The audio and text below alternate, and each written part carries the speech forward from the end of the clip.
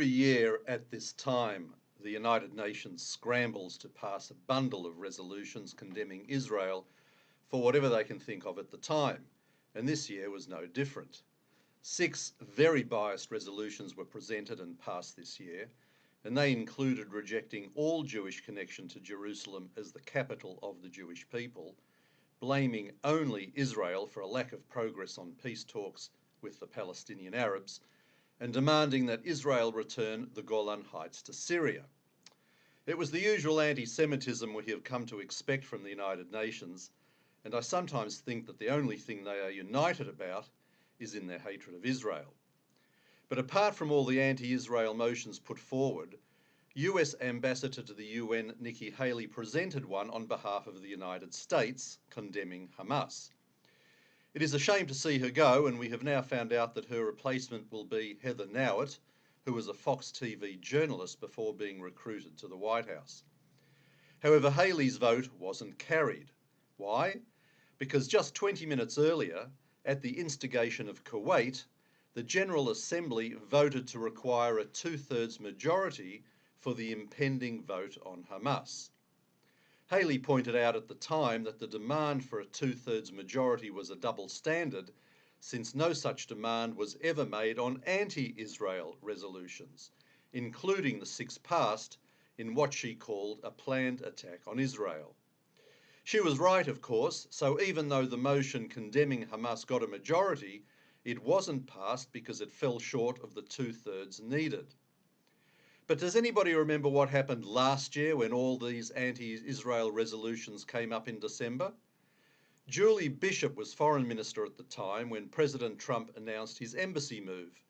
And of course the United Nations came up with a motion disavowing the Jewish connection to Jerusalem. And Australia abstained. Back then, some of our communal leaders, along with the Israeli ambassador, told us all to calm down and not worry about it. These resolutions happen every year, they said, and every year Australia abstains because there are other more important times to stand up for Israel.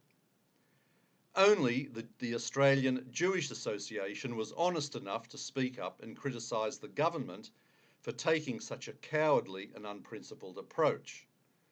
But contrast this with what happened this year. Under new Prime Minister Scott Morrison, along with only 10 other countries, Australia actually voted against these anti-Israel resolutions, which is great. So to recap, there are really 2 issues to analyse here. Firstly, the actual voting pattern, where last year Australia abstained and this year they voted against a resolution condemning Israel. And secondly, the reaction from our community leaders. Last year they brushed off Australia's abstention, and this year they are full of praise for the government. So what is it? It seems our leaders are deliriously happy when the country does the right thing, and they are, well, sort of happy when they don't. If it was the right thing to vote no this year, what about last year? I'm sorry, but this just doesn't work for me. If something is right, say so, and if something is wrong, then also say so. People want clarity from their leaders, whether it is federal, state, local or communal. We're sick of the spin. Just tell us what you think, what you believe in, and what you want to do in office, and we will then tell you if we want you to speak for us. It's not that complicated, but I suppose that once you get into power, then staying in power sometimes becomes more important than leading your community. Maybe we look at history with some undeserved romance, but it seems to me that the leaders of the past stood for something and people knew what their vision was. Churchill, Ben-Gurion, JFK, Begin, Thatcher, John Howard, and even Gough Whitlam all knew where and how they wanted to lead their constituencies. And today I would include Bibi Netanyahu in that list. In fact, a quote from Winston Churchill appeared on my Facebook page a couple of days ago. It asked, "Do you have enemies?" Good. That means that you have stood up for something sometime in your life. And yes, on the other side, there have been plenty of despicable and evil people who have also had a vision, but I won't honour their names by mentioning them now. It's terrific that Australia has solidified its support for Israel under PM Morrison, and I shudder to think what would have happened under a Labor government, although it looks like we may find out in due course.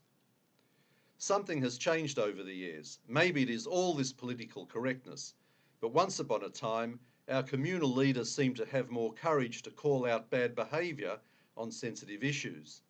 It's high time they got some of their mojo back. This is Alan Freedman from Nothing Left for the Australian Jewish Association.